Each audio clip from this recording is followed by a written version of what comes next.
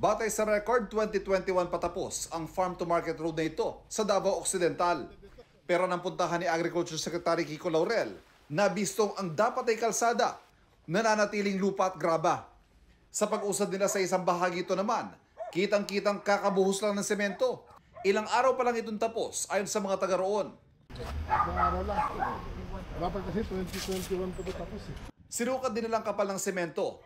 8 inches ang kapal. Yun nga lang, walang bakal. May mga na-confirm talaga na wala yung project at may na-confirm din na luma na yung pondo, ibig sabihin 21 hanggang 23, pero makikita na fresh pa yung mga concrete, ibig sabihin tinatry na habulin na gawin yung pagsasaayos ng karsada. Isa lamang ito sa hindi bababa sa 7 natutuklasang Ghost Farm to Market Road matapos i-audit ang 4,000 kilometro ng mga kalsadang ipinagawa mula 2021 hanggang 2025. Mga kalyeng kung natapos sana ay baka magpapabili sa daloy ng mga produkto mula taniman patungo sa mga pamilihan.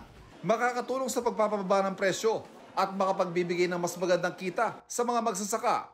Dahil sa nabisto, babaguhin na ang kasalukuyang sistema na Department of Public Works and Highways o DPWH ang magpapatupad ng mga proyekto katuwang ang pribadong kontraktor.